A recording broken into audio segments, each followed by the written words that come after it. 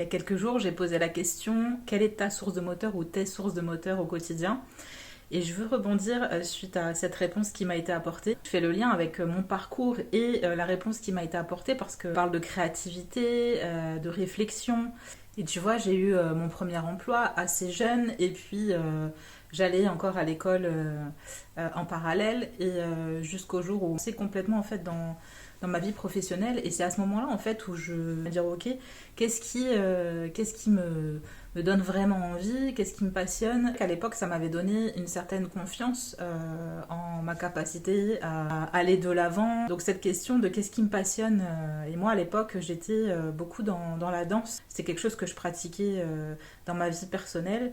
Et puis il m'est venu l'idée de me dire bah ok bah pourquoi je pourrais pas tenter d'essayer d'en vivre en fait. Et donc de là c'est créé une nouvelle impulsion en fait dans ma vie. J'étais assez contente en fait du sentiment intérieur que ça me procurait parce que j'étais en train de me dire que j'allais peut-être m'offrir l'opportunité de travailler dans un domaine où je prends principalement que du plaisir. Et en plus de ça, où je suis invitée en fait à laisser place à ma créativité et puis au mouvement qui me plaisait bien. Derrière cette joie, il y avait quand même quelques bagages que j'avais absolument pas confiance en moi. J'avais pas non plus beaucoup d'expérience professionnelle et puis je n'étais pas diplômée non plus dans le domaine dans lequel je souhaitais me lancer. Il y avait quand même quelques conditions qui n'étaient pas à mon avantage.